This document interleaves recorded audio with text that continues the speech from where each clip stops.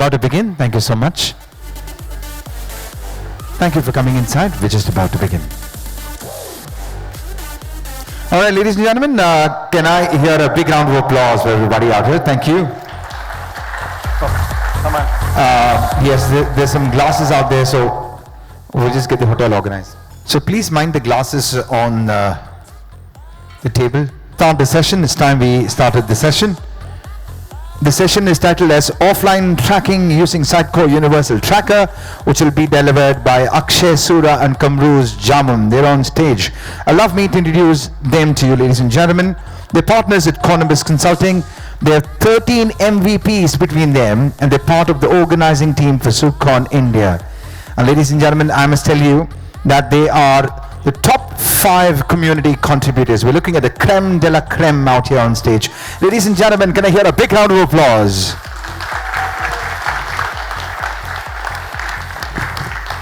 All right, thank you so much, guys, for, I can't say having us, but as part of the organization. But it's nice to see a huge turnout. Thank you for the sponsors for giving us this opportunity to get together and share knowledge. Can you switch back? All right, so we pre-recorded this because we thought there's a sponsor session in front of ours, but essentially it kind of shows you like a live view of people coming in and going out of the room. Obviously we have the capability to do check direction of which direction they're going, but this is just, it's on a loop and it's just checking. We just wanted to show that. In EU, we did show live as to who came into our... so my name is Akshay Sura. I hope most of you know me. I try to be very active in the community scene, Twitter, LinkedIn, Slack, whatever. Been MVP for quite a bit. Try to help bring people together and have conferences like this so we can all come together and share knowledge. And I'm Kamruz Jaman, another MVP since 2013. And most of you probably know me as Jammy Cam from Twitter and Slack and everything else. I'm going to go back to my previous slide. So our session is on offline tracking with the Universal Tracker. It's really bright up here, so if I don't look at you guys, know that I'm trying not to blink. What are we trying to do? Let me move away. All right, you got to see Steve. What are we trying to do? What we're trying to do is we're trying to collect data. In our application at this moment in time, our use case is we're trying to figure out how many people came into this room, attended a session. Again, it's not a hard and fast requirement because we are not being stringent, right? Did people walk out of the session? Did people come into the session? Did people stay back from a previous session? We haven't done all of that because no one's paying us to do it. This is just a POC, but we wanted to do it end-to-end to capture all of that. So why are we capturing all the data? So as you know, I've been involved in quite a few SUGCONs, and I think it's valuable to know which sessions, which speakers perform better than the others to kind of know for future conferences how to serve the people who are attending better because you're not coming here for free. You're spending a lot of money, you're traveling, taking time off work, so we thought this is a really good use case. And this wasn't the only use case. There's actually a couple of conversations where people really wanted us to build this, but that's for another day. So collecting data is fine. Wasn't supposed to go there. Collecting data is fine, but at the end of the day, we need to use that data, get the analytics, get the reporting out of it, so we know exactly what the data looks like, because if we all look at a couple of million records in a SQL table, we're not going to know anything. Go ahead. So we all love conferences, right? And we all love Sitecore conferences. And in fact, you're all at this conference right now because you love these things so much.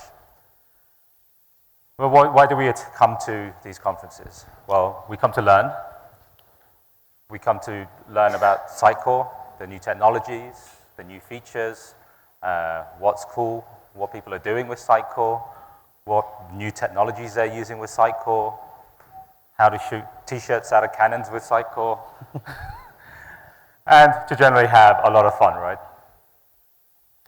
But we also come to network. We come to meet people. We come to meet each other. We all live in this digital world. We live all across the globe. We know each other by Twitter handles, right? We know each other from Stack Exchange, but we've never actually really met in person. But mostly we come to meet these big people from Sitecore who don't really know who we are, of course, but we can beg them for an MVP next year, and hopefully they'll look on us favorably. But we come to meet friends, you know, coming to each of these conferences, we make new friends, and we come to have a bit of fun. Sometimes a lot of fun, sometimes way too much fun. And then sometimes we end up needing a Sitecore pillow to have that break. But it's mostly about friends, right? Meeting each other, having some fun, getting a new idea for a book, or maybe laying down somewhere within the conference for a break where no one can see you. Well, you think you're hidden at least anyway. So the first thing we do when we turn up to these conferences is we want swag, right? We want these things, these lanyards. So we turn up, they're all nicely laid out, and then hopefully they can figure out where our lanyard is. What we wanted to do was scan these cards and attach some data to these. So, you know, we'd know what type of person was attending each of the sessions, what country they'd come from, what client they work for, what agency they work for. But unfortunately, GDPR gets in the way of this little experiment of ours, and having to get all of your consents for this kind of thing is a bit problematic. Probably not in this side of the world, but you know, especially when traveling into Europe, it was a big problem apparently. Legal issues or something, I don't know. I'm sure most people would just accepted it anyway, right? I mean, nobody reads those things. So what we did instead is we just grouped the cards by animal. So we have a unicorn, a hedgehog, our Sitecore elephant, and of course a Konabos horse. Now, I don't know if you guys noticed, but within your lanyards there was a card attached on there somewhere, and each of you probably had different animals, and you're probably wondering what the hell it is. These are actually RFID cards, and we had some readers out there, which I'll show you in a second. So we know roughly what groups people are in. We know the session timetable. And of course, we have the conference, right? So now you're all here, and what's your experience of this conference going to be? Well, what generally happens, you turn up to this conference, and then you start to walk, and then you walk around some more, and then you walk around some more. And in these bigger conferences like Symposium, you start to panic a bit because there's rooms everywhere, right? You're just running around trying to find your session.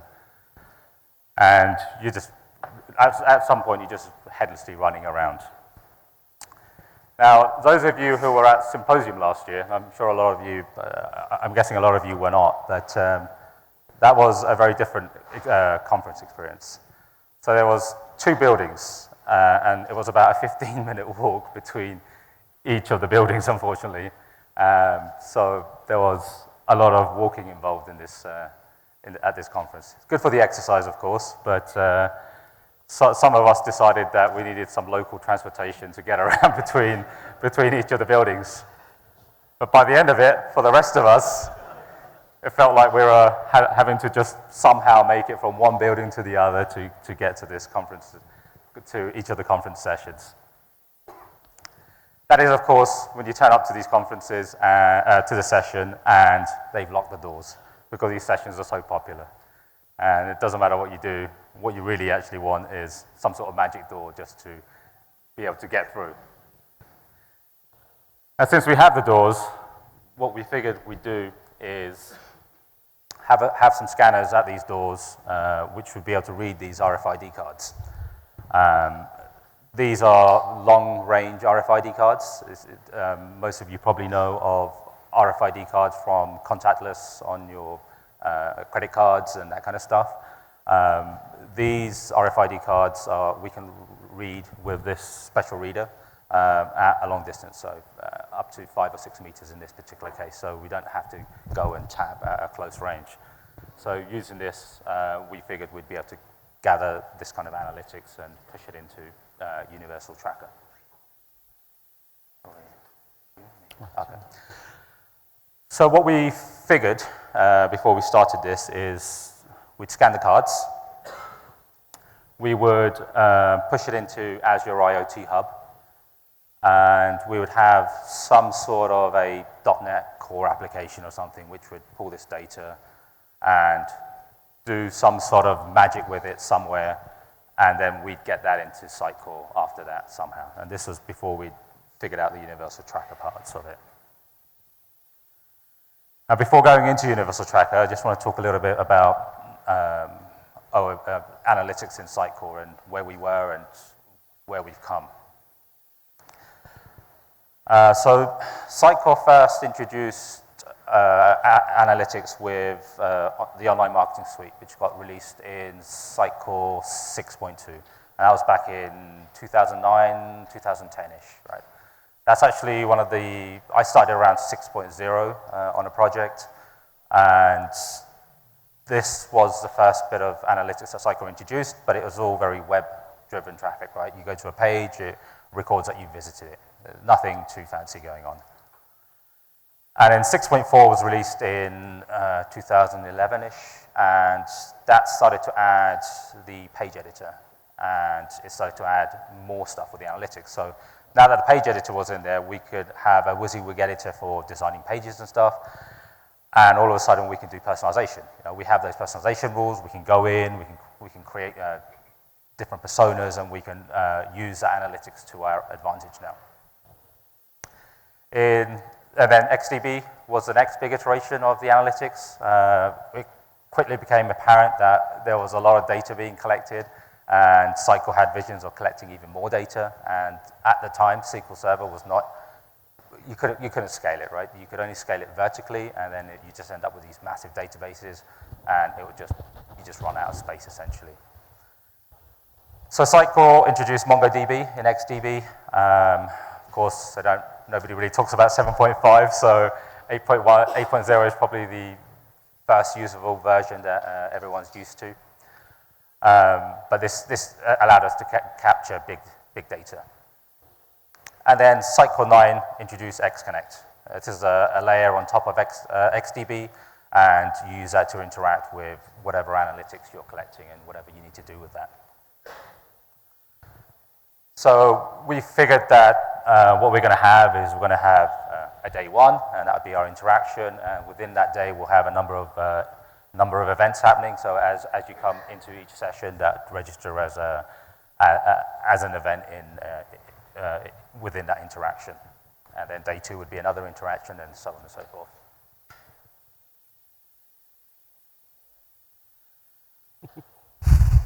So Sitecore. The Sitecore Universal Tracker, this is the first release of the Universal Tracker, its initial release, and that was released alongside Sitecore 9.1 back in November last year. It's a bit of a low-key release. I don't think there was a huge hoo-ha about it like a lot of the other marketing features that they normally do. So a lot of people haven't really heard about it or know what it actually does. Still me. So the Universal Tracker, this is Sitecore's vision of what the Universal Tracker is going to do. This is, so the idea behind it is you can send data to the Universal Tracker from anywhere, right? Your mobile apps, other websites, HTML sites even, non-Sitecore websites if such things exist, IoT devices, point of sale devices, whatever you like. It doesn't particularly care. The vision for the tracker is for tracking, collection, and in the future, content and personalization. This second piece does not exist at the moment in this initial release. This is the vision. But at the moment, the universal tracking part does. That will then push it into XConnect, and then you can consume that data, and you end up with a bunch of analytics at the end of it in inside a Sitecore or in whatever visualization tool that you want to use. So that kind of sounds like XConnect, right? Because XConnect can also accept data, but it's not quite XConnect. So XConnect can only capture immutable data. So you're sending a bunch of data to it in one particular batch, right? Here we can send it in interactions and a bunch of other data with the interactions. XConnect also only accepts historical data, so to speak. So XConnect doesn't get your session data until that session has ended. At the end of that session, it gets flushed, and then that gets pushed into XConnect, which then gets processed into XDB. XConnect is also designed for trusted communication only. So any of you that have tried to do anything with XConnect know that you need that certificate thumbprint, right, from the config that when you set it up. Without that, you can't communicate. It just gives you, it just doesn't authorize you for connection. Now, this is a bit of a problem. If you're designing a mobile app, for example, you want to push data into XConnect, you're not going to want to put that security thumbprint embedded in your mobile application. It's just not good security practice. So what most people have probably done is they have some other custom app which sits in front of XConnect, which is just which you're pushing data into, which then goes and communicates with XConnect. So Universal Tracker is essentially taking that role, but in better ways. There's a lot of other stuff in Universal Tracker apart from just the collection. And scaling XConnect is a bit of a problem. As soon as you start to push a lot of data into XConnect, it starts to fall down. It starts to process this data, and at the same time, it's trying to collect this data, and then you end up with having data loss because it can't accept that data at the time.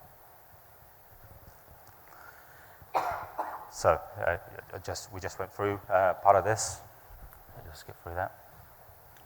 All right, so like Kamruz said, the vision for Universal Tracker, it's one of my favorite features actually, underserved a lot, but hoping that they'll release updates to Universal Tracker because it truly has potential. So one of the biggest, two things it solves, which XConnect can't do, is one is scale. The other one is able to, I did say two things, didn't I? I had the other one, my notes, forget it. All right, so this is the architecture for Universal Tracker. One of the things it does really, really well is it can accept a ton of information. You don't have authentication issues. It's REST-based, so you can pretty much call it from anything you please, really. So it has three components to it. Collection, there's interaction cache, is basically a SQL database specific to Universal Tracker, and then processing, which basically lets you process the interactions, weed things out if you don't like it, and then pushes it to XConnect. So if we take scaling, for instance, so say if you have a regular application, this is how it would look, just a collection, one database for storing the temporary information, and then you have the processing which pushes into XConnect. One of the other things about processing, I think we'll get to it in a future slide, but I'll stop talking. So if you want to scale, so for instance, if you have an application which gets a lot of requests, you can easily scale the UT collection service. Again, it's .NET Core, very lightweight. You could just dump it on a small VM, or you can scale up pretty well to accept a lot of requests. You might have a lot of processing. So processing is capable of filtering out pre-filters, so it can look at the data and you can say, I don't like this because of whatever aspect of the request coming in, the interaction of the event. You could enrich the data, so maybe the person provided a zip code, so you could get the lat long and add the city state, whatever you need to enrich the data. And then the third part, and I'm not, third part is the post filtering. So after you've done all of these modifications to the data coming in, you can say, okay, now that I look at it, I don't want people from this city in my collection at this moment in time before you push it to XConnect. So if you have a lot of post-processing after you get the data, then you can scale up your processing instance pretty easily. And this is basically showing that you could scale up on the collection and the processing. And the last, which is the most important, is you could have individual UT instances. So for instance, say the client you're working for, the customer you're working for, has a lot of data coming in from multiple channels. So you have POS systems hitting your servers, you have conference rooms hitting your servers, you have mobile devices hitting your servers. You could just create multiple collection services, all have individual instances of their own, so none of them are stepping on each other, but they ultimately go into the X Connect. So the processing knows the limitations of X Connect, right? So it can't dump 1 million transactions on top of it and expect X Connect to survive. So there's a mechanism in the processing instance which only trickles in the information to X Connect, so we're not killing the X Connect instance. What happens when we kill the X Connect instance? You will know if you have done work on it. So the good thing about Universal Tracker is it can scale. We have thrown so many events at it and it hasn't died. The only issue or the only place where you need to take care of is the interaction cache, which is basically the SQL. As long as you can scale your SQL instance, you can do anything you want. You can throw as much information as you want. So I already talked to you guys about this, so I talked myself out of this slide. But basically, you get all the interactions once they're closed. So interactions are, the way you can think about it is, say, according to our example, the interaction is coming on the day 1, or day 2 is the interaction. Event is going to session X, session Y, session Z. Once you're done with the interaction, either you can close it by a timeout, or you can issue a command to close it. Once you close it is when it comes into the processing phase. So the processing phase, like I mentioned, pre-filter, you can look at the data, you can look at the interaction, the events, and take things out which don't meet your criteria. Enrichment pipeline, you can add more information, lookups, whatever you want. Post-filter, you can look at the data at that point and decide if you still want it to go through to your X Connect or not. Performance. So again, I talked myself out of this slide, but essentially what it shows is, this is a slide Alistair gave us and was free for us to share. But as you can see, if you start adding load on a regular instance with 10 DTUs, you start seeing events fall off, the percentage of fidelity goes down. As you add more DTUs, so you're scaling up your database, it gets much better. So it's not Universal Tracker, it's not X Connect at this point, it's how much DTUs you can throw at it. Kamruz had mentioned Azure IoT Hub, and this is a question we get every single time we present this, and we've only presented a couple of times. Why did we choose that? So, like I was mentioning, Universal Tracker expects a specific sequence. Start an interaction, throw a bunch of events, end an interaction. We can't do that. The reason we can't do it is we're not serving one person at a time. There's 30 people walking through the doors, 30 people walking out of the doors. Someone might have started day 2 just then. Someone might have already come in before and started their day 2. So we might have started an interaction for 30 people, and we are adding an event to 20 people. So because we can't do that, we need a way to push all of this information somewhere where we can change things up and say, okay, for Kamruz, this is how the interaction events look like. For someone else, this is how it looks like. And at that point, churn. And this is, and again, you have to remember, Universal Tracker is version 1. The team which built it, Alistair and then Ivan after that, they've been anything but great with us. We've pushed the limit of Universal Tracker for the version this is at this moment. This is one of the things it can improve on, which is for us to be able to spin off multiple interactions, be able to track multiple interactions at one time. It's not available. So we had to use Azure IoT. So Azure IoT Hub, again, pretty stable. We chose the standard tier, just wanted to test it out. The tiers are nothing, but they determine how you can scale, as well as how many messages you can push per day. So you can pick whichever you want. You can scale up your hub units and the device to cloud partitions, just basically how much you want to push and how many things you want to pull. Again, we left it at default 1 and 4, but depending on your application, there's no limit to it. You can push as much as you want. So one of the questions, so this started off as a blog post, and then it became a challenge, and then today we are presenting in front of you. But did we load test it? Oh, yes, we did. So we ran several tests, and this slide was created months ago. We haven't updated it, but we've run, so on the left is what's sending the info to Azure IoT Hub, on the right is what's pulling the messages from Azure IoT Hub, both .NET Core command projects. We just didn't see issues whatsoever. They were able to push data like there's no tomorrow. Is that your track on my, okay.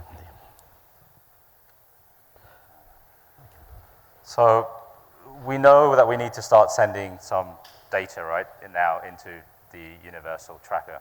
And we know that Universal Tracker is actually expecting things to be in this specific flow. So we need to start an interaction.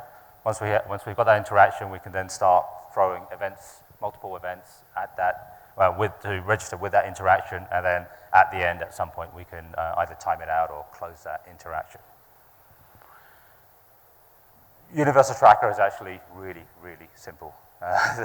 It's surprisingly simple. It seems quite complex when you first look at it, but it's actually surprisingly simple when it comes down to these next 3 slides, essentially. So you want to put an HTTP put request to /interaction. You need a channel ID, and you need a contact. Now, this contact can be whatever you like. It can be whatever alias you guys are using internally for your systems. So you might be using Twitter handles, you might be using email addresses, you might be using some other customer ID for some CRM system that you have. It doesn't really matter. In Sitecore 9.0, they introduced the concept of these contact identifiers in your XConnect instance, your X profile. So you can put whatever you like. And that will return a GUID. It's a tracking interaction ID. And you're going to need to remember that. Because in the next bit, what you're going to want to do is use an HTTP put to /event. And at this point, what you want to do is you want to send a goal, in our case, and we've got a definition ID. This definition ID matches the GUID of a goal that we have in Sitecore, your standard marketing definition. And you got that interaction ID, which we got from that first request that we made. And that's it. You just fire that off, and that registers an event. That goal, the type, that maps to a .NET type, just something that's set in config. And the keys, the other keys just match properties on your .NET classes. They're just a one-to-one map. You can put whatever you want. We've got a goal, we've got a page view, we've got a URL, both passing in interaction IDs. Now, that type, mentioned it matches a .NET type. It's registered in config. So that's all you're doing. The XML type is matching to a .NET class. Pretty simple, actually, right? And the final one is closing an interaction. Now, it will time out. You can configure these individually, but they will time out. Or you can just call interaction complete, and that will end your universal tracking interaction session. And so this is manually closing it out, but it will close off automatically as well. So like I said, it's very, very simple, just 3 endpoints, right? And you can call that from anywhere. So fire up Postman after you've installed Universal Tracker. We've got a video on our blog of how to install Universal Tracker if you want to start playing with it. Fire up Postman, and then call /interaction, paste in a request, and then start passing in some events, and it will start registering and tracking and going through whatever processing pipelines and things that you've set up. It'll end up in the database, really, really simple database. This will get installed. There's 2 tables in there. Within the 2 tables, really, really simple. So here we've created 1 interaction with 3 events. Once that has processed, this table will automatically get cleaned up by the Universal Tracker processor. So you're not ending up with this huge database table with just redundant data that's already been processed. So it keeps it really, really clean. If you don't want to use, the REST API directly. You can use the Universal Tracker Client SDK. It's just a portable .NET library. It's available on NuGet if you want to start using it. And just start using it like any other .NET library, right? You just put it into your application and you can start building .NET and Xamarin apps. It is open sourced, so you can go to Sitecore's GitHub repository and you'll find it in there. And it's pre-baked into the Sitecore's mobile SDK if you guys are building mobile apps using that SDK. The documentation on the SDK is actually pretty good, up on Sitecore.com. The documentation on Universal Tracker is a little bit lacking at the moment, to best of, but there is a bunch of stuff on our blog post to help you guys get started on that. All right. So similar to what you guys saw. So what we wanted to do is, as a person walks through, and this was really, really important to us, to do this end to end, because in the past that we've had presentations where it was hypothetical. This is something, if we did it this way, and this would how it would look like. And we were frankly really tired of it, and we actually wanted to physically implement it, even though each of these units are super expensive to do.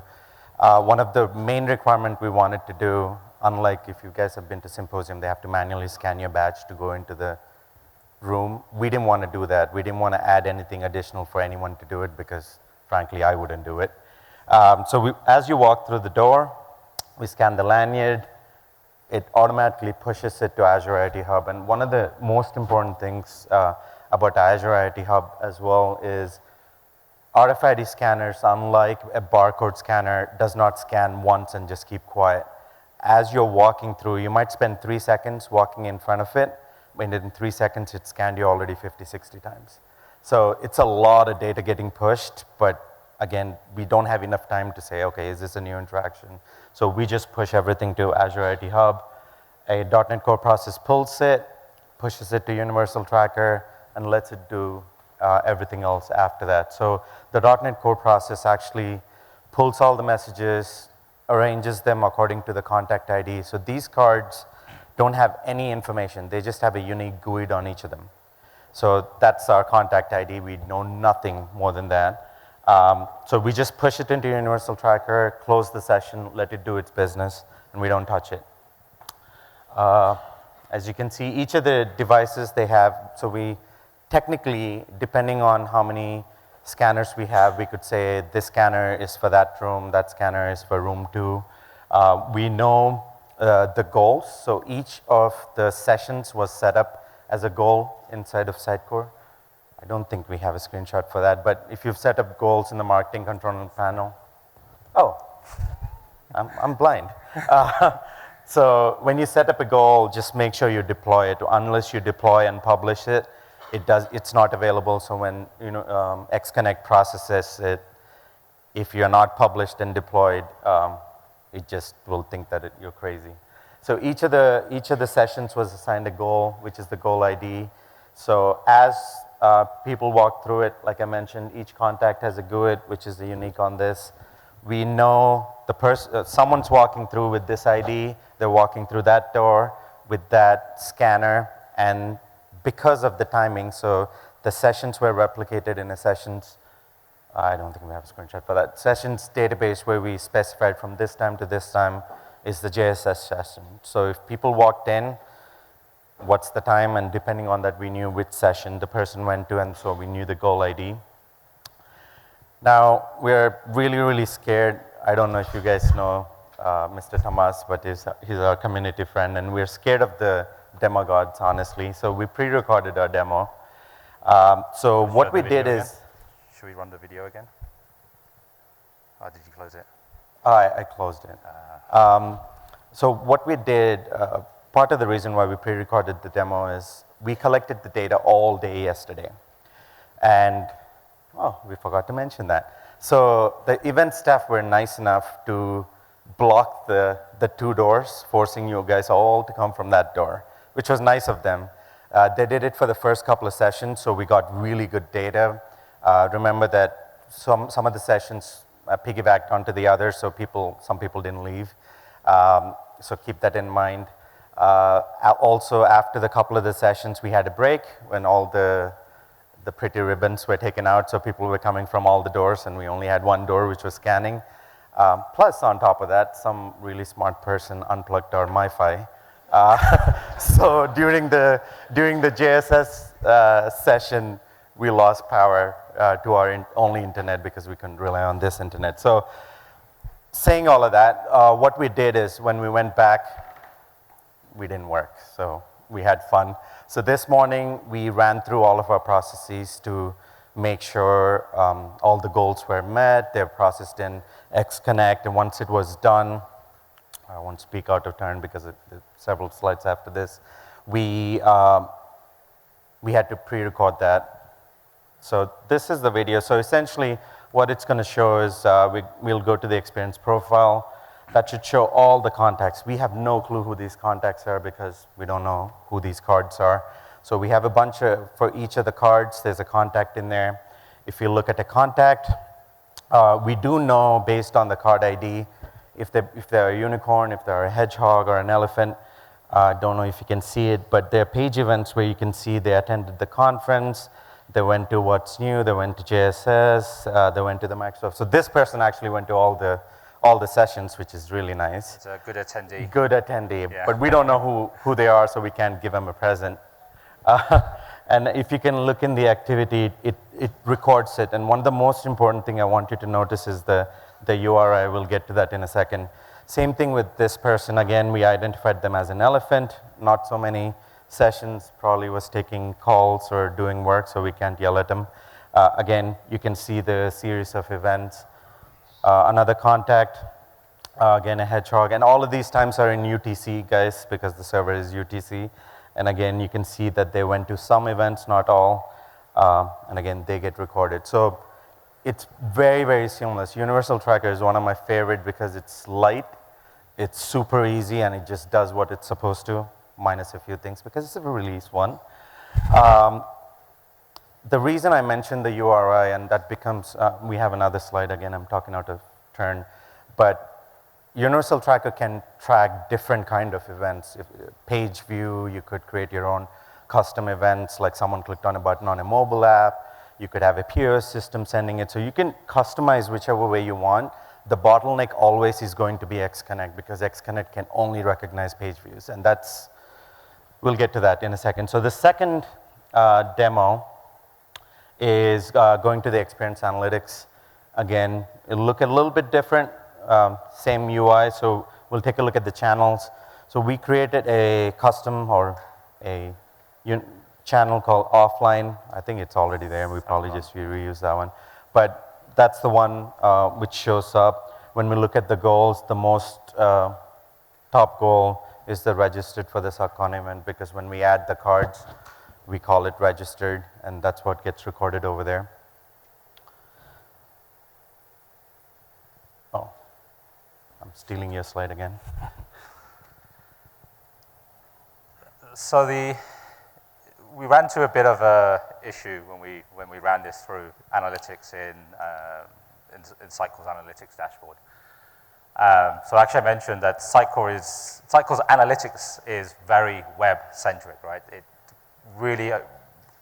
works very well for page views, but when we're working with Universal Tracker, we're not working with websites necessarily. We're working with devices, right? And devices don't necessarily have page views.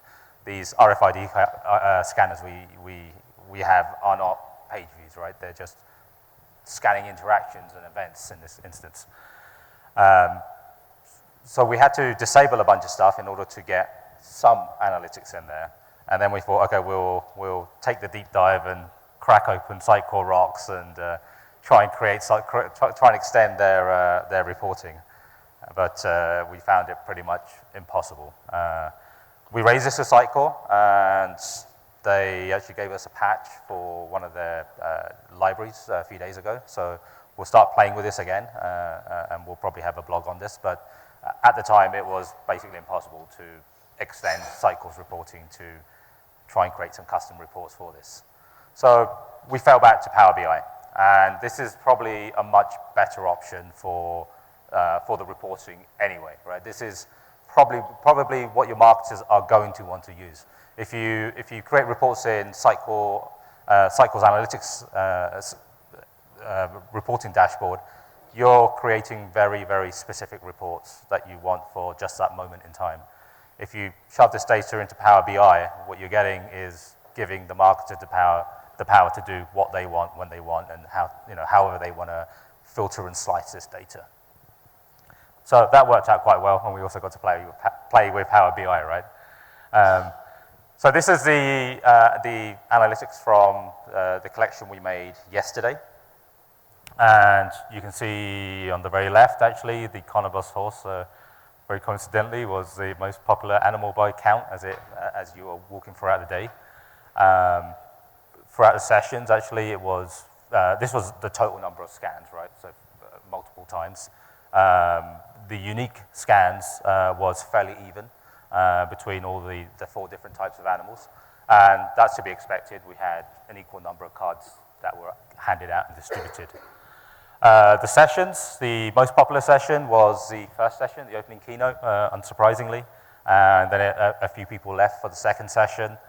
And then the third sessions is the third and the fourth sessions. The door problem, not that Rob didn't do his job well, but it's just the third and the doors fourth were sessions was when those 2 doors were finally opened, and we were scanning only in 1 door. So the session counts actually looks like lots of people left, but they actually didn't. You guys were just coming in from different doors, so that's why it drops off. But at least it makes the graph look pretty in this case, right? And the session attendee, the final graph we have here is the number of different types of animals that attended each of the sessions. And you can see it's fairly even, and rather coincidentally, this Sitecore elephant took a little jump towards the end. So Power BI was a really good option for this, but we'll probably follow up on the extending the Sitecore reporting to support this kind of thing. So you got an end-to-end implementation all within Sitecore itself. All right. My favorite, but it's not a big issue because we're not changing it every 2 seconds. The other one which we talked to the team about, I would love it, but it's a concept called live tracking where until we close the interaction, there's a lot of data which is sitting in the database. The internals of the processing service, the internals of the collection service have methods which can live track interactions. So you can actually see I have 15 interactions currently going on with 3 events each. It would be kind of cool if it was exposed to us as data with the REST-based call, so we can have like a monitor to say, oh, there's 20 people right now. I don't know what they're doing in the future, but right now this is what they're doing. So that was one. There's no real way to kick off processing. So the only way processing gets kicked off is through certain timeouts and some settings, but you can make it near real time, but not real time. Anytime I want to do it manually, I end up just restarting the service. The other one which plays into all the other things we talked about is I can't have multiple interactions running, which I think is the biggest problem for me. One of the things which I would have liked is to be able to search an interaction somehow via contact ID or something else. There is an internal method which lets you do that. I was just begging Alistair to see if they can make it public so I can get my work done, but that wasn't the case. Other than that, I mean, if you remember the fact that it was a low-key release 1, again, it's one of my favorite things to do, Universal Tracker, and we'll keep working on it. So as we saw today, you could push from anywhere, literally, really. If you have some old HTML website and you want to track page views, you want to track clicks, you can do that. It's all REST-based calls. You just have to figure out how you're going to do it. It's REST API, super simple. There's no authorization or anything like that for you to worry about. Super easy to scale. We didn't really need scaling for the amount of data we were pushing, and we were pushing a ton of data to our Universal Tracker. It is the initial release, keep that in mind. We were told, unofficially, so I shouldn't be sharing, but I'll share it anyways, that personalization is coming through in the next version if that's what the team decides to do. There is a, Did you say something? No. So there's a couple of blog posts we wrote with all of these findings. They seem really small, but you need to do those in order to get work done. They're on our blog. Kamruz and I both are pretty active in the community. We do see a lot of you guys, and specific to this region, coming on to Slack and Stack Exchange, which is really, really helpful. Just don't say, I need something done today, can someone help me? Because it's really, really difficult. With Stack Exchange as well, we're in public beta right now, which means we're still being evaluated, right? And most of you can attest to, if you search something in Google, Stack Exchange comes up in the first page, if not the topmost. It is super useful. I am super guilty. I get yelled at by Richard and Cassidy all the time that I don't contribute. I do it too. But try to answer questions, try to make comments, try to upvote, downvote, ask good questions. So you can't just say, I have a problem with indexing and just leave it at that. Try to give detail, and we always support that. Reach out to us on Twitter, or Slack is the most we're on. So, And eventually, business wants to take a 360-degree view of their visitors, their members, right? Yeah. How are we going to marry the offline data and the web interaction data that XConnect is collecting? How we are going to join that? I mean, is there any work done in order to draw the complete picture of by the offline interactions and online interactions? Yeah. I mean, so I'll tell you, look, I've been in your world, right? So I'll tell you that it's not there, but Universal Tracker is the answer to that. It will let you do it. The only thing you're probably looking for is the personalization coming back to it. But we are almost there with the release 1, especially in your application like POS systems, stores, distribution centers. You could do all of that. You just need physical architecture like the RFID scanners, RFIDs. And you can send all of that. Like I said, there's a few deficiencies in terms of XConnect not being ready for Universal Tracker, not the other way around. But I think the next release is that's... It could take data from point of sale systems, Yeah. because it's just REST API. So if you've got offline data that you need to, we use offline data, right? This is a completely disconnected from Sitecore, pushed into IoT Hub, which is again offline from Sitecore, and then that gets pushed into things. So if you've got point of sale data that you need to push in, you can do that, right? And the way you will marry up your offline and your online interaction is trying to figure out who that customer is, right? And that's where that contact identifier comes in. So in your case, your contact identifier is going to be your customer ID. But you need to put that contact identifier into the X profile. Once you've done that, you just push it through. Very simple interaction, and whatever, and that will then connect the two. Assume that's what you're trying to do.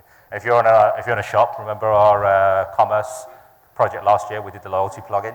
So if you're in a shop, loyalty program is a good way of figuring out who that person is coming into the store and buying something from you, right? Because people come into the store, you don't know who they are. They just come in with some cash, take my money, goodbye. But if you're in a coffee shop, you give them a card, they scan that card in, you know who that person is, right? And then you can push that data into Sitecore using the Universal Tracker. Anastasia wants a picture of you. Oh, you want a hat? You've got to ask a question. Any other questions, guys? I'll throw you a hat. There you go. Oh, there you go.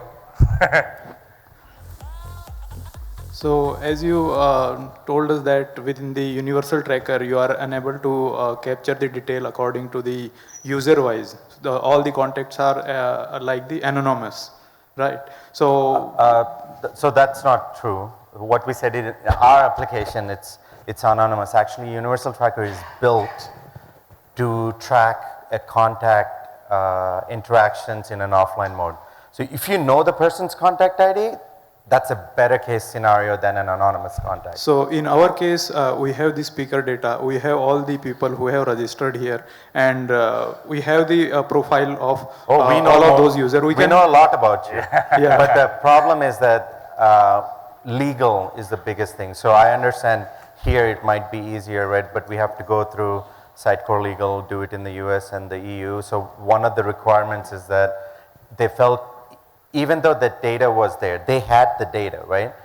But it would have to be a change to the legalese. The user would have to be informed, not just put it in like one line in like a 50-page document.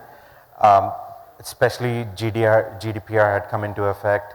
So we had to take all of that into account and choose to not look at that data. But we would have loved to, trust me, I wanted to. Yeah. But If it's a known contact, like we know who you are, right? So if we had put that on the card, then we can track that against your profile. Right. And at that point, we can start to personalize.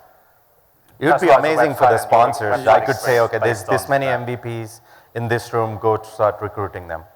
So. Okay. One more. Have you used any message queue bus system for it? For this implementation? So IoT Hub, yeah, we could have scaled that up. He wanted to use the message bus. I said no. I want to use IoT Hub. Yeah, But there was no reason. Message bus would have served similar purpose, but since it was only a certain amount of time to process the info, we didn't really care about, you know. Okay. In a normal scenario, you don't actually need the message bus or the IoT hub. It was in this specific scenario because we were working with these devices that we needed the IoT hub. But in a regular scenario, you don't need it. Like if you do a mobile app, you could just push it directly to the UT. Right. The message hub, the service bus is essentially the database in this instance, right? So that database is holding all of that, and it doesn't do anything different that a service bus would do, right? So in this case, I don't think it's required. And it scales really well. You just up the DTUs on the database. Okay, got it. Thank you. Grab a cap off later. Everybody wants a cap. Yeah. Everyone wants a hat? Go ahead.